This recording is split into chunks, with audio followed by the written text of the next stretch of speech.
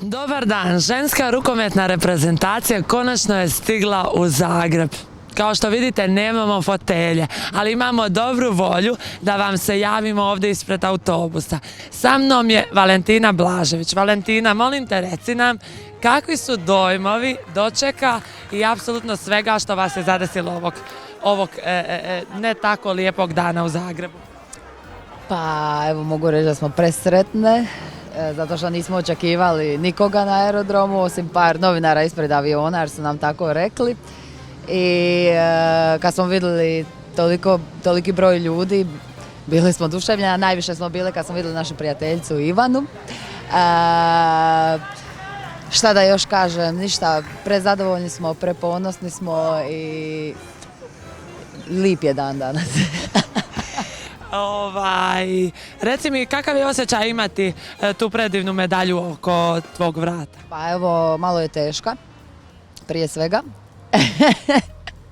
I kakav će biti osjećaj? Super, lip. Lipo je pobjeđivati. Želim ovog puta da mi se pridruži i naša kolumnistica, ljepotica, prijateljica, naša najveća podrška sa njenog kauča u Mecu, a sada u Hrvatskoj, naša Ivana Kapitanović.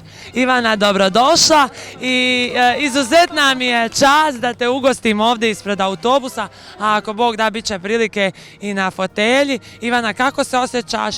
Da li si sretna što nas vidiš i da li smo i mi tebi lijepi? Pa niste mi baš lipe, ali ste mi drage, pa onda ljubav predvladava, pa ste mi onda onako najprekrasnije, najljepše, najizmorenije, ali dalje sjajite.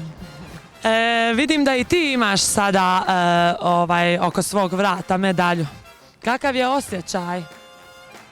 Pa nakon toliko suza, prekrasan.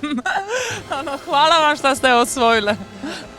Ne, hvala tebi što si sada i što si uvijek uz nas.